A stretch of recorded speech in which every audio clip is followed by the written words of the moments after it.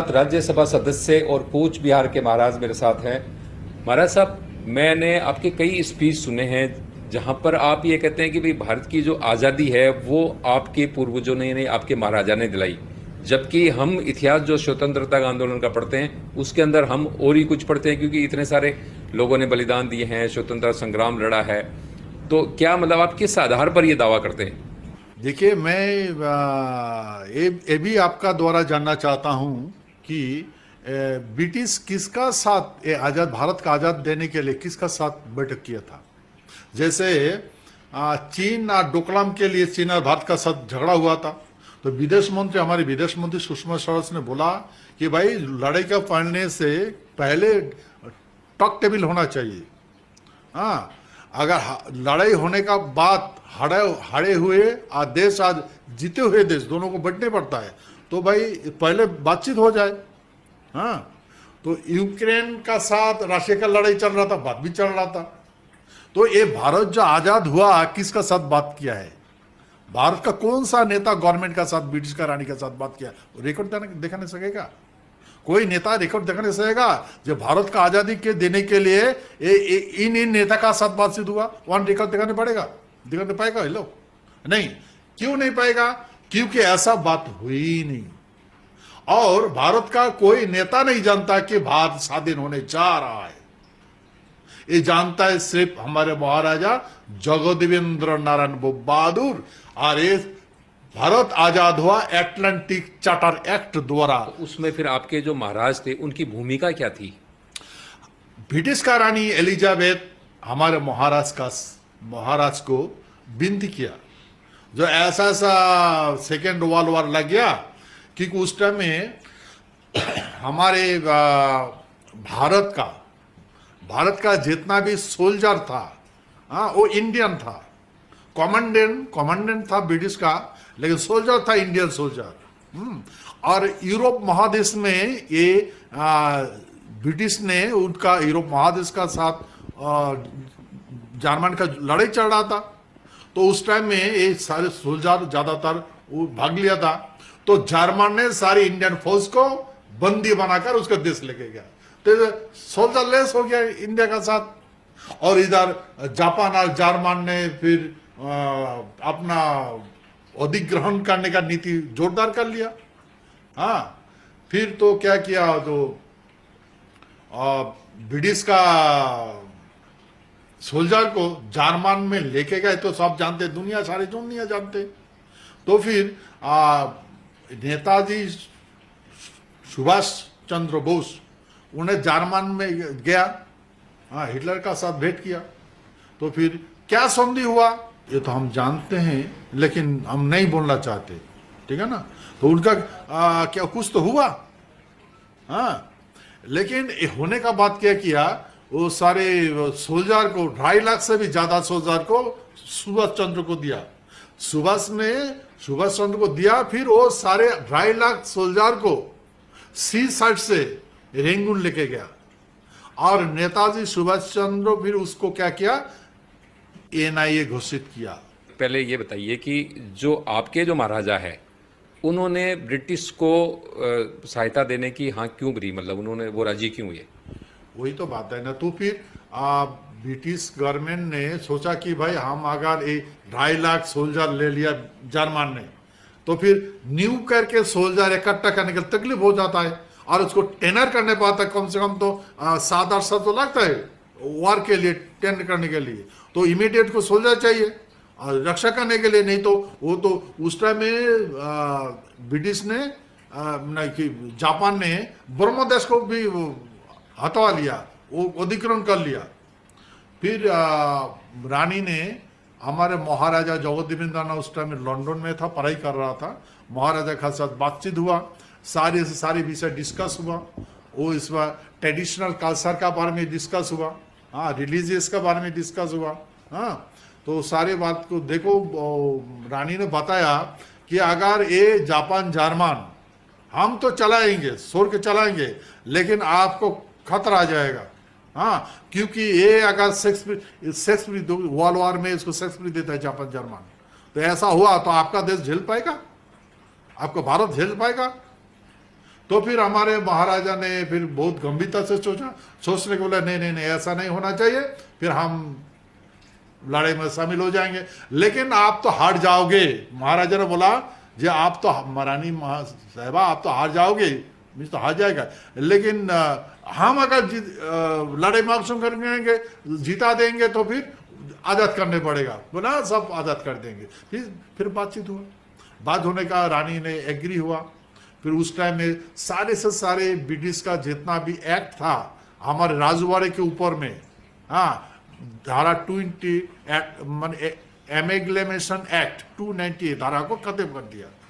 हाँ तो फिर हमारे महाराजा ने लड़ाई को शामिल हो गया। शामिल होने का बाद ये सारे से सारे ब्रिटिश पराजित हो गया।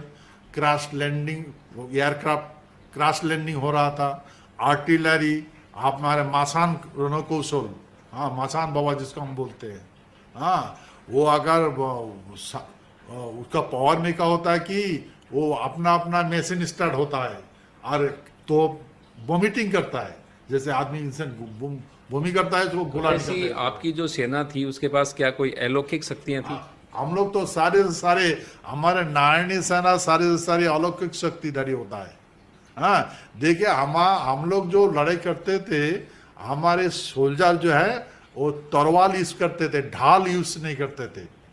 तलवार जब हमारे देखिए उस टाइम में हमारे जो पूर्वज है, मैं एक गुप्त बात आपको बता रहा हूं, जो हमारे नारायणी सेना, हाँ हम लोग लड़ाई में जब कूदते हैं दुश्मन को कोई मौका नहीं मिलता है, हाँ एक मौका तो जरूर देते हैं।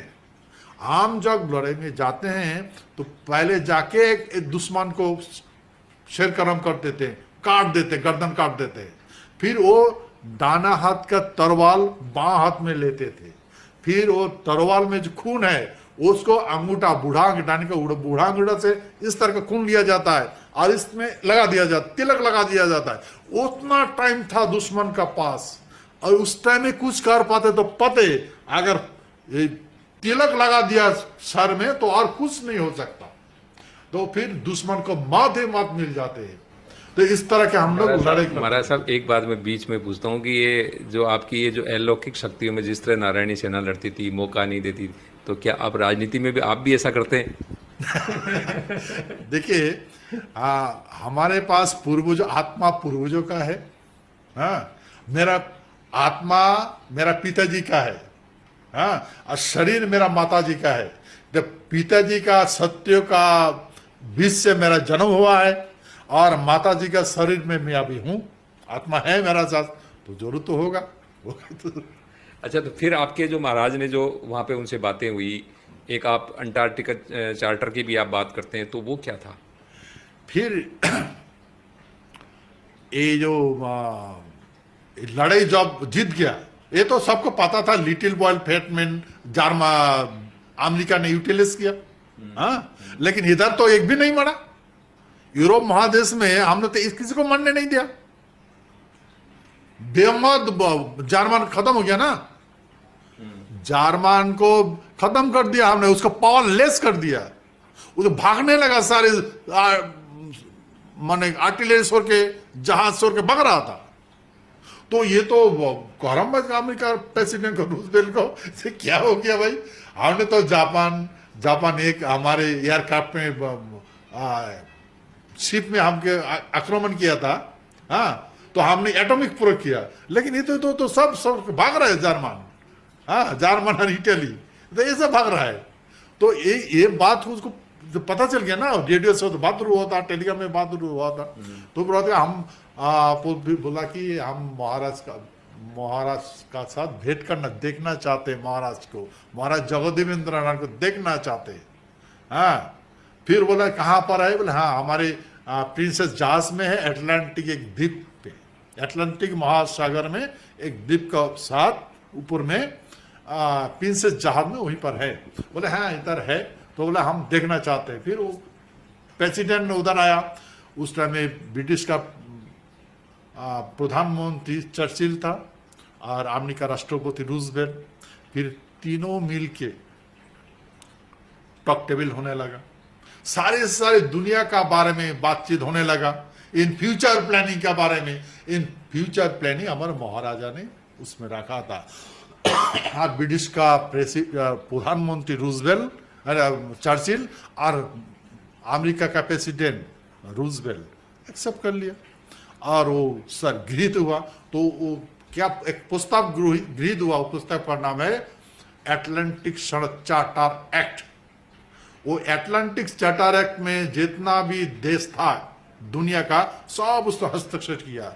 और प्रस्ताव ये था कि हम और किसी का देश को अधिग्रहित नहीं करेंगे, हम जिन जिन को देश को अधिकृत किया है उसको अपोज कर देंगे। भारत और सारे दुनिया का जितना भी पराधीन देश है सब आजाद हो गया। तो हमने सारे सारे देश को आजाद कर दिया, सारे दुनिया का पराधीन। मतलब आपका दावा ये है कि भारत की जो आज़ादी है या जो ब्रिटिश गवर्नमेंट के अंडर जितने भी उस टाइम देश थे उन सबको आज़ाद आपके महाराज ने कराया। हाँ, यही तो 100%। ये तो नेता को पता होना चाहिए। हम तो ऐसा नहीं हवाई बात नहीं कर रहे ना, हमारे पास एविडेंस है ना। तो फिर ब्रिटिश हमारे महाराजा को सेकेंड वर्ल्ड वॉर का हीरो बताया, मेडल भी दिया, स्वाधीनता का महानायक भी बताया। भारत स्वाधीनता का महानायक है हमारा महाराजा, सेकेंड वर्ल्ड वॉर का हीरो है। तो सारे दुनिया ने इसको माना। हाँ, तो यही बात है। तो मैं और एक बात करना चाहता हूं, मैं आपके द्वारा मैं ये बात को छोड़ना चाहता हूं, जानना चाहता हूं। जो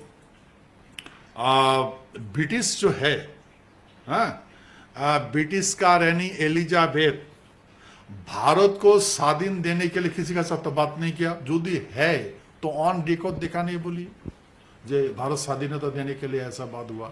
और एक बात कहना चाहता हूं, ये जो स्वाधीनता का आंदोलन तो हुआ था, लेकिन उस टाइम में भारत का कोई भी नेता का जहन में नहीं था, वो तो छोड़ ही दिया कि आजाद नहीं होगा, इम्पॉसिबल। अचानक रानी एलिजाबेथ आके इंडिया में क्या घोषणा किया, जब भारत को स्वाधीन दे दो। और एक बात देखिए, यही बात को ध्यान में रखते हुए मैं सारे लोगों को बताना चाहता हूं कि भाई ये हिंदुस्तान और पाकिस्तान का जो डिमार्केशन हुआ था, ये आपके हिसाब से किस आधार पे हुआ? हाँ, ये बात हुआ कि एक भी नेता को तो पता नहीं है जब देश आजाद होने जा रहा है। महात्मा गांधी तो उसमें जेल था, ब्रिटिश का जेल में था। हाँ, सारे नेता तो जेल में था। तो जिसका साथ बात कौन किया, सब हिस्टोरी पता है। ट्रेन से उतार देता है, गर्दन पकड़ के ट्रेन से उतार देता है, इसका साथ बात करेगा क्या? रिकॉर्ड है ना इसका, ठीक है ना।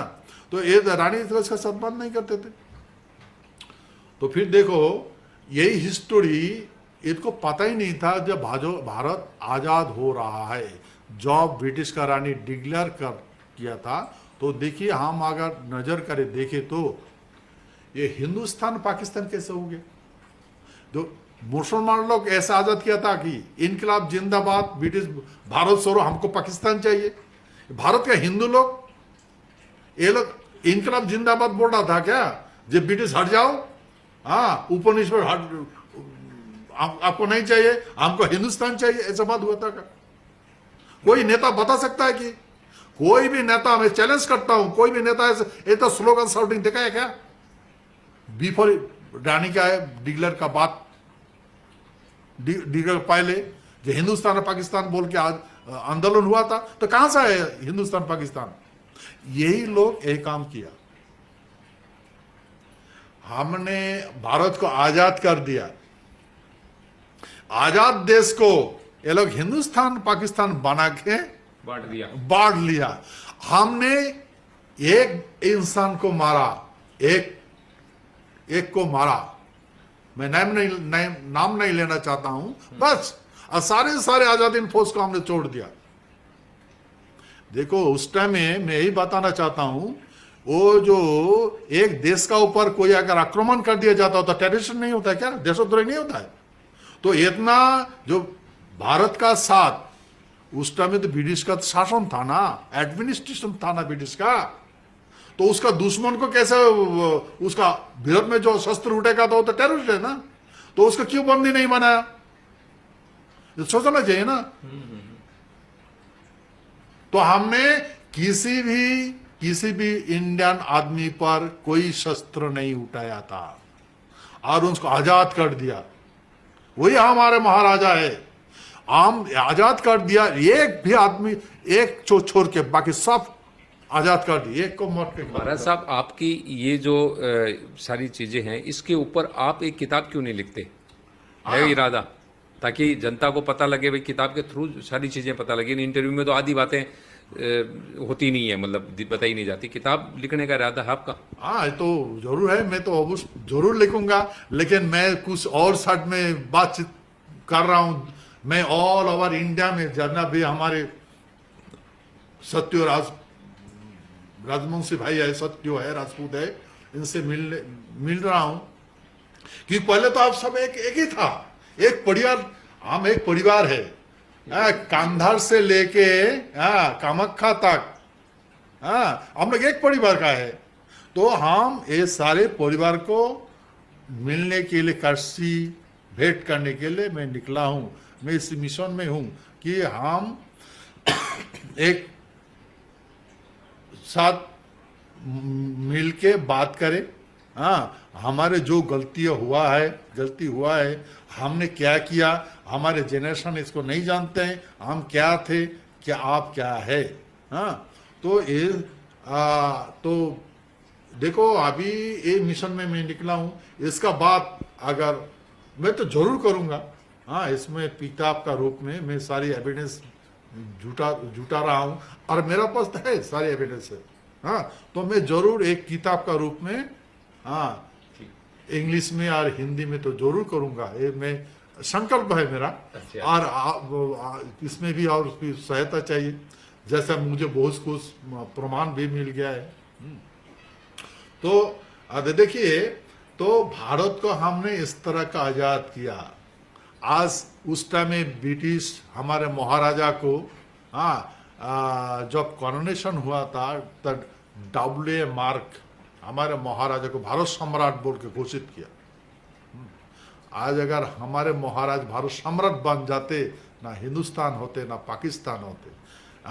हम देश को आजाद किया, आजाद देश को हिंदुस्तान पाकिस्तान बना के भाग किया, करोड़ों आदमी को मार मौत के घाट उतार दिया, बेमौत मर गया, और करोड़ों माँ बहन का इज्जत लूट किया। तो किस पर हुए हम जिंदा दफन हो गए। तो हमें ये सहन नहीं होता है।